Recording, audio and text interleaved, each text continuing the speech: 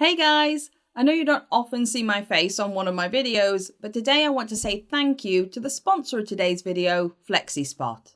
They are a company that offer up home office solutions, but they also have a ton of furniture for other parts of your home. I was lucky enough to be gifted one of these in the form of a very stylish recliner. This is the dual motor swivel recliner X7, which honestly makes it sound so futuristic. I love it. It's a really comfortable chair, and for someone with a bad back like me, that is super important. One of the best things about this recliner is, well, that it reclines. This one, however, does it at the touch of a button, either lowering or raising the backrest or lowering and raising the footrest independently. It's the perfect position for watching TV. Maybe a YouTube channel about, I don't know, forgotten people in history? The feel of this chair is lovely and soft in this gorgeous genuine grey leather, and the colour is perfect to go in our living room with our sofa. It just looks really elegant and modern, so it fits well with the rest of our decor. It's also really easy to clean and wipe down, which is super important when your house contains children and animals like ours. Seriously guys, don't look too hard, I tidied up for this video. The arms curve outwards too, which is so unusual and makes any position you sit in really comfortable and cozy. Sometimes when I work on my laptop, it's difficult to find a good place to sit while I type as I fidget a lot, but I can literally sit any way I want to in this recliner. I really love my new recliner, and I've put a link to it in my description and comments if you guys want to check it out for yourselves. FlexiSpot also currently have a huge sale on at the moment with up to 60% off lots of stuff. So if you've been thinking about sprucing up your home office or your living room or anywhere else really, might be a good idea to check out their website. So thanks for listening guys, and now on with the video. Matilda of Scotland, or Edith as she was originally called, has become a mostly forgotten figure. Wedged in time between the fiercely strong Matilda of Flanders, her mother-in-law, and the formidable Empress Matilda, her daughter. But Matilda of Scotland deserves to be remembered for her skills as a negotiator, a mediator, and as a much-loved queen. Her story begins in Dunfermline, Scotland, in the late summer or early autumn of 1080. She was the daughter of Malcolm III, King of Scots, who up until Matilda's birth had been in a constant round of fighting and making peace with the new English ruler, William the Conqueror. In 1080, William's son, Robert Curthose, was sent north to settle things with an army, and peace was finally struck between the two kingdoms for at least the following decade.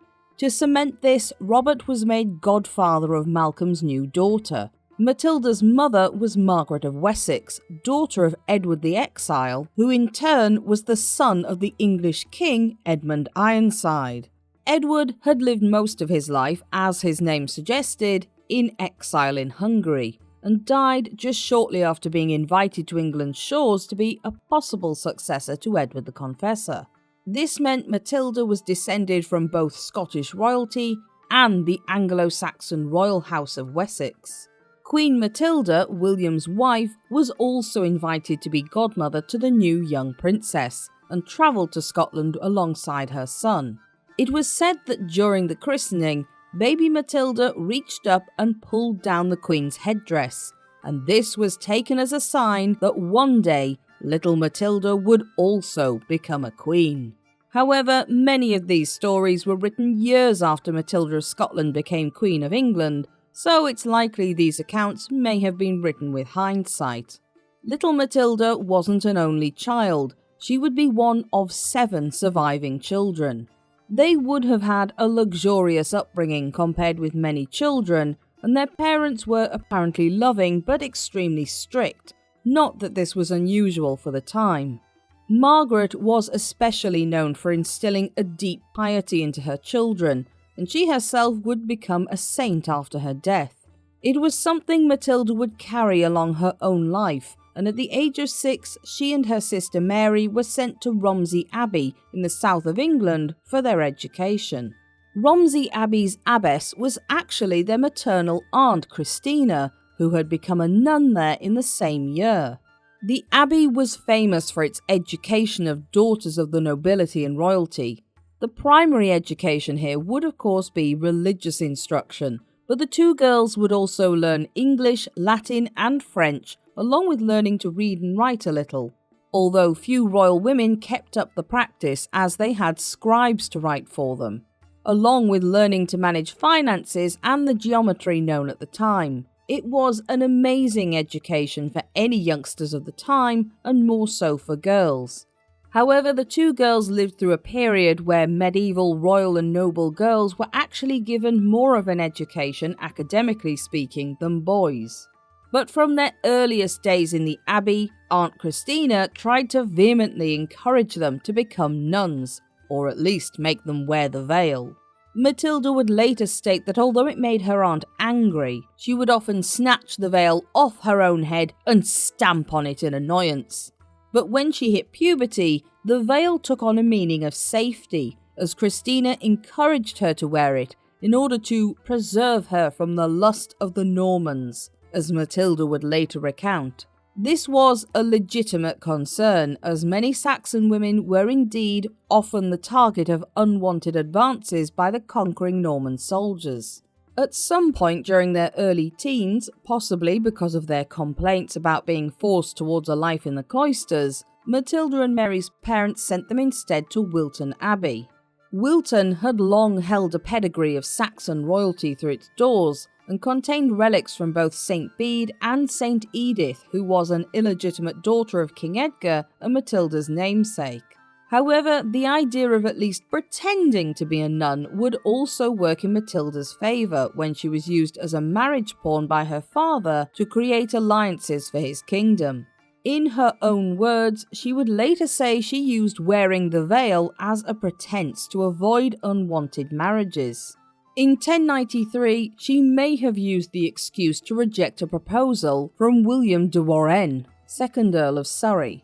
It's also possible William Rufus, the third son of William the Conqueror and King of England by this point, considered marrying Matilda himself. This marriage would have been a good match for the same reasons Matilda's eventual marriage to his brother Henry was, because the English people would have liked having a queen with Anglo-Saxon ancestry, and it would have made deeper connections between England and Scotland. But in the same year Matilda turned down William de Warenne, her father Malcolm realised William Rufus would never concede lands in Cumbria that the Scottish king also believed were his, and he turned completely against the idea of her marriage to him. Instead, he realised the best match for his daughter would be with someone who already controlled much of the north of England. Alan the Red, or Alan Rufus, Lord of Richmond in Yorkshire, was a Breton nobleman who had come over with William the Conqueror. He was about 53 years old, 40 years Matilda's senior, but he happily offered up marriage anyway. An alliance with Scotland would be useful to keep his northern borders safe, and marrying into a royal family would only propel any children they had. The biggest problem was that Alan was, in a sense, already taken. Earlier that spring, he had ridden to Wilton Abbey and kidnapped Gunhilda, an illegitimate daughter of King Harold II. However, the kidnapping had been a willing one by Gunhilda, who, although she had decided she wanted to be a nun not long before, was in her late 30s. She had probably written off marriage, so when the opportunity came, she went with Alan and lived with him without being married. But a political marriage wasn't about romance anyway. However, when the English king and his barons caught wind of the possible marriage and alliance, they grew nervous. Sometime in August, William Rufus rode with his men to Wilton Abbey, all of them armed, demanding to be allowed to pray in the church. The abbess wasn't stupid, and she told Matilda to hurriedly put a veil on and hide amongst the nuns. When William was allowed entry, he then decided he wanted to see the abbey garden and wander round for a bit. The king apparently caught sight of Matilda, and seeing her with a nun's habit on, probably thought she had taken vows to be a nun and left as fast as he had rode in. Upon hearing this, Malcolm refused to come and pay homage to William Rufus, and in turn, Rufus refused to even receive Malcolm. The Scottish king did, however, travel down to Wilton Abbey to see if the rumours of his daughter wearing a nun's garb were true, and when he saw Matilda wearing a veil, he reportedly went into a fury. He snatched the offending item off her head, throwing it to the floor and cursing whoever had made her do it, stating that he intended to give her in marriage, not to the church. He snapped that he would rather see her married to Count Alan than become a nun. But this has led to confusion over whether Malcolm meant this seriously or sarcastically after finding out about Gunhilda. As it turned out, Alan had died on the 4th of August anyway, so he wasn't a potential suitor in any case. Gunhilda was reproached by the Archbishop of Canterbury, who warned her to return to her convent for what she had done. But instead she cozied up to Alan's brother, amusingly also called Alan, but the black rather than the red, and married him instead. When Matilda and Mary returned home, their mother Margaret was severely ill. Despite this, Malcolm didn't wait around to see her get better, but instead decided to act on the apparent snub of William Rufus refusing to see him. The Scottish king and his eldest son, Edward, travelled down to the border with England with an army, and both were killed in battle on the 13th of November 1093. Margaret waited at Edinburgh Castle for news, and when she heard that both her husband and eldest son were dead, died herself on the 16th of November. Matilda and Mary, along with their remaining siblings, were now orphans.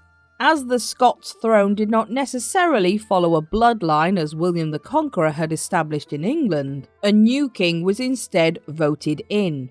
Donald, son of King Duncan I, was given the crown, and by the end of the year he had driven the children out of Scotland under the care of the Prior of Durham. They had little to take with them, but the children found shelter in England with the help of King William and their uncle Edgar Etheling. Archbishop Anselm once again stuck his nose in, ordering the Bishop of Salisbury to return Matilda to Wilton Abbey, which was within his diocese. It's not known whether this actually happened or not though, as Matilda briefly disappears from the records until around 1100, although it is likely she returned to the Abbey once more for safety. In August 1100, England once again changed kings. William Rufus had been out hunting with his younger brother Henry in the New Forest. There was an accident in which an arrow went the wrong way and instead buried itself in William's chest, killing him. The circumstances of how it happened are murky. Some accounts state it was a mere accident by one of his own men, a nobleman named Walter Tyrrell, who interestingly enough was well provided for years later by King Henry I. Therefore, it's even possible that Henry arranged the accident to get his disliked brother out of the way. However it happened, the youngest son of William the Conqueror was now King of England, and he took the throne as Henry I. He wasted no time in choosing himself a queen. Although his mother, Matilda of Flanders, was descended from the French royal family and Alfred the Great, his father William, also known as the Bastard, had less than regal connections. Henry wanted to marry someone who would make this shady past fade further into the background for his future heirs, and Matilda's Scottish and Anglo-Saxon ancestry delivered on this. It also helped tie the royal family of England back into the Saxon royal houses, something that could only win points with the English people. Added to this was the fact that Matilda's brother Edgar had managed to regain the Scottish throne, and so she was now also related to the current King of Scots. William of Malmesbury stated that Henry had long been greatly attached to Matilda, although it's unclear where or when they first met. William Rufus's lack of a queen meant no ladies had been welcome at court, so it's unlikely they met this way.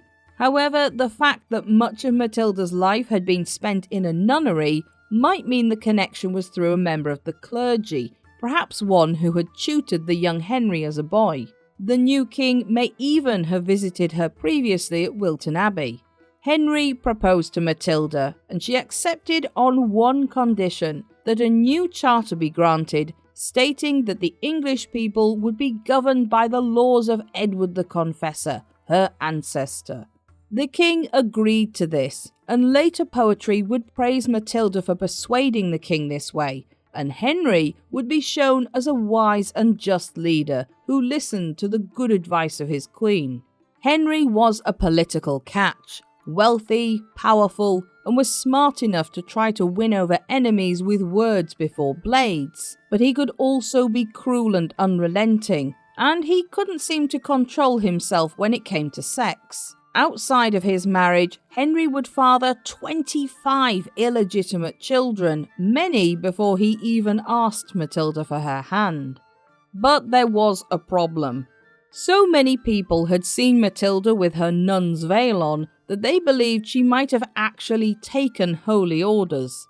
As a result, Matilda would have been unable to marry if this were true. Archbishop Anselm was approached by both Henry and Matilda to settle the matter, and he called a council of bishops to decide. They declared that, based on the evidence she herself gave, her father Malcolm had never intended for her to become a nun. The council unanimously agreed Matilda was not and had never been a nun and permitted the marriage to go ahead. However, this would not prevent rumours arising many years later after her death. On the 11th of November 1100 at Westminster Abbey, Henry and Matilda were married by the Archbishop of Canterbury. At the end of the ceremony, Henry formally gave Matilda her wedding dower, consisting of several lands in the north, in London, and for various religious houses across England, which in turn made her one of the wealthiest people in the country. On the 14th of November, Matilda was crowned as queen in a spectacular ceremony, modelled on the one her godmother and mother-in-law Matilda of Flanders had many years before. It was also possibly at this time that she officially left the name Edith behind and became Matilda, a name that could placate the Norman barons. Her marriage would further tie England and Scotland together by helping her brothers find English brides. In 1107, her brother Alexander I, now King of Scots, would marry one of Henry's illegitimate daughters, Sibylla, and Matilda's other brother David, who would himself go on in later years to become David I, King of Scots, married Henry's cousin Maud, daughter of the Earl of Huntingdon and Northumbria. This allowed the royal families of both kingdoms to become entwined for a relative while, allowing peace between them for many decades. It wasn't long before the new queen would carry out one of the most important duties for a royal consort, that of producing heirs. At some point in late 1101, a chronicler described her as being in her childbed, and by February 1102 in Abingdon near Oxford, Matilda gave birth to her first child and daughter, who was also named Matilda. A year later, in late 1103, she then had a son named William, probably named for his famous paternal grandfather. He would later be known as William Adelin, Adelin being a Latinized Norman-French variant of Etheling. Both children were strong and healthy, and William was now the heir to the English throne, securing Henry's place on it further. There are some sources from much later that suggest Queen Matilda had a miscarriage before little Matilda's birth, but they are unreliable, leaving it uncertain as to whether this is true or not. William of Malmesbury, who knew her personally, states she only had 2 children. It seems after Matilda had a daughter and a son, she and Henry ceased to sleep together. This was probably due in part to Henry's affairs, especially as he started one up with the Welsh princess Nest in 1103 while his wife gave birth to his son, and possibly partly because he was repelled by Matilda's closeness with the sick and poor through her charity. It may even have been a biological issue stemming from her pregnancies. We don't have a definitive answer, so we can only guess, but certainly Matilda had no more children after this point. While in later years Matilda would be dismissed as nothing more than a pious queen who did little outside charity, recent evidence by historian Lois Honeycutt suggests otherwise. Charter evidence shows that Matilda not only issued 33 of her own, but also that she witnessed further charters which her husband issued. Henry also appears to have relied on his wife for advice, and a contemporary described Matilda as not dissimilar to the king in competence. She also attended many meetings with the King's Council, and her seal of a full-length crowned queen holding an orb and sceptre still survives today. It's obvious that those around at the time not only regarded Matilda as a good queen, but as something of a shining example. In later years, when a chronicler came to write about the ancestors of Henry II, they found themselves in awe of where to start with Matilda. She often influenced Henry, and it appears it was Matilda who encouraged him to do away with the so-called curfew law that had existed since his father ruled.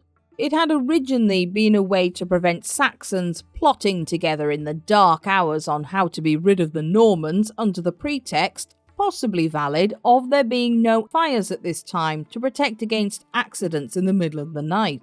Henry also allowed the nuns at Malling to hold a weekly market to boost their income, stating his reasoning as it being for the love of, and at the request of, his queen. Matilda also threw herself, as her mother had, into ecclesiastical reform, and Matilda would combine this with building projects as well, using her considerable personal fortune. She sent jewelled candlesticks to the Cathedral of Le Mans, set up highly decorated crosses along roads throughout the land, and she encouraged Henry to seek regular absolution for the sins a king was naturally apt to make. When she learned that the 7th century church of St. Mary in Southampton was so crumbled and broken that the congregation were forced into a tiny chapel on one side of it, it was Matilda who rebuilt a grand church on the site. Although many abbeys and religious institutions across England benefited from Matilda's patronage, a few were particularly close to her. One of her dower properties was Malmesbury Abbey, and the monks would later write of their queen that she ruled in all matters there and showed them both generosity and charity. Wilton Abbey in Essex was another of Matilda's properties, and she used her funds to continue building the Norman church that had been started there in the previous century but never finished. She also held court there, gave the monks many gifts, and allowed them to hold an annual fair to boost revenue. She also had a particular interest in helping those with leprosy and the poor.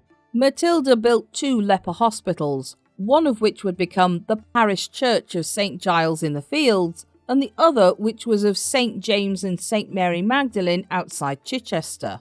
And on at least one occasion she was recorded as bathing and kissing the feet of people suffering with leprosy who were invited into her royal chamber. She also built England's first public toilets, a public bathhouse with piped water for the use of the poor at Queenhithe in London. It wasn't the only architectural first of Matilda's either, as when some of her ladies fell in the River Lee on their way to Barking Abbey while struggling to cross it, something that was highly dangerous in the heavy clothes of the day, she ordered that the first arched bridge in England be built at Stratford-le-Bow in 1110, where it lasted until around 1741 when it was replaced for the first time. She also established one of England's first Augustinian priories, Holy Trinity, Aldgate, in London in 1108. She was also a patron of literature and would commission the monk Bendate's version of the Voyage of St. Brendan, finished sometime in the late 1110s. She also provided funds for a biography of her mother by Turgot, Prior of Durham, the same man who had helped her and her siblings escape Scotland, a genealogical account of the royal house of Wessex, and she possibly also helped patronise William of Malmesbury's Gesta Regum Angelorum, or Deeds of the Kings of England. No doubt her early education, learning reading and literature, continued on into her adult life. Between 1103 and 1107, Matilda would become part of the English investiture controversy. This was a conflict between Henry and the Church over who had the right to choose and invest bishops, other clergy, and who gained from this. Archbishop Anselm and Henry were at loggerheads on this issue, and Anselm wrote to Matilda in 1103, urging her to use her influence with her husband to make him back down.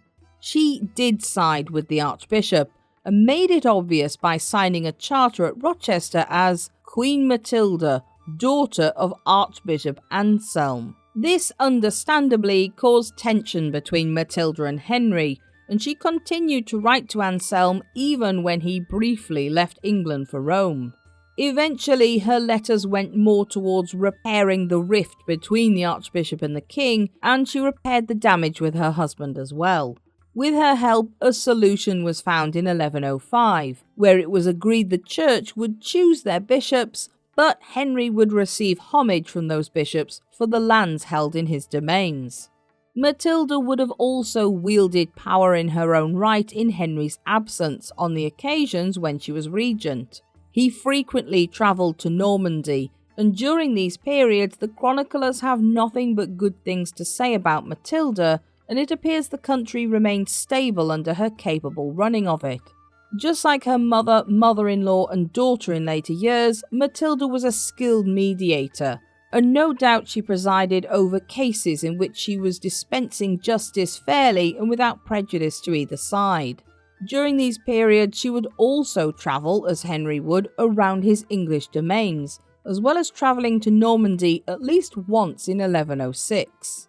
Matilda's other main duty as queen would come in late 1108 as a negotiator for her daughter's future marriage.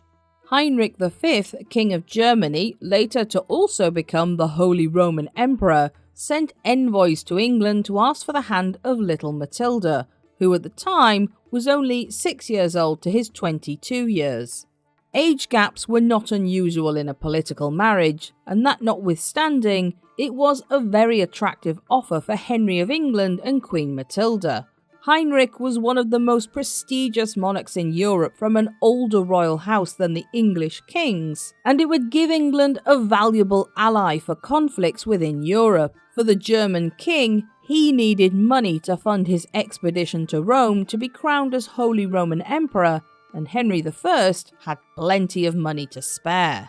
Heinrich wrote separately to Queen Matilda, and this is the first recorded instance of an English queen taking an interest in the marriages of her children, although of course it may have happened unrecorded earlier than this date. The marriage wasn't hugely popular at the time, as Henry I decided to raise a tax on his subjects to pay for little Matilda's dowry. The younger girl was already a well-educated and cultured child who had been well schooled by her mother. The Queen would likely have taught her daughter and son reading and religious stories early in their childhood, and she seems to have also passed on a sense of religious duty and calm leadership, although young Matilda would also have a keen sense of her regal place, probably due to her father. At Lent in 1110, the Queen had to say goodbye to her young daughter as she set off for her journey into Germany to be married. She would be married only when she reached the canonical age of 12, although it would not have been consummated at that time. There is nothing recorded of how mother and daughter felt that day, but it's likely it was difficult to send her daughter off across the English Channel to mainland Europe. But both would also have been expected to be resolute about the event. Political marriages were important to bind nations together in an age when conflict could arise at any moment, and little Matilda's purpose was to be an important pawn in this game. As it turned out, it would sadly be the last time the English Queen would ever see her daughter. In 1113, Matilda also witnessed the betrothal of her son William to Mahaut, daughter of Fulk V, Count of Anjou. Normandy and Anjou had a long-running conflict with one another that went back decades, and this marriage alliance allowed a peace between the two domains. It was also one of the few times Henry returned from Normandy to see Matilda, possibly because she had fallen unwell. Matilda's health grew poorer from this point on, but in her better periods, she appears to have spent her time visiting religious institutions and continuing with her hefty patronage of them. In 1114, her daughter Matilda officially married Heinrich of Germany at the age of 12, bringing the early medieval Roman Empire and England closer together. Young Matilda's beauty, lineage and dignity were praised, all being attributed as gifts from her mother.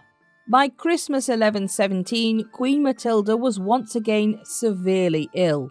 She spent the last few months of her life at Westminster, and at the age of 37, on the 1st of May 1118, Matilda died. We don't know the exact cause of her death, but it's likely to have been whatever sickness was ailing her, which we also don't know.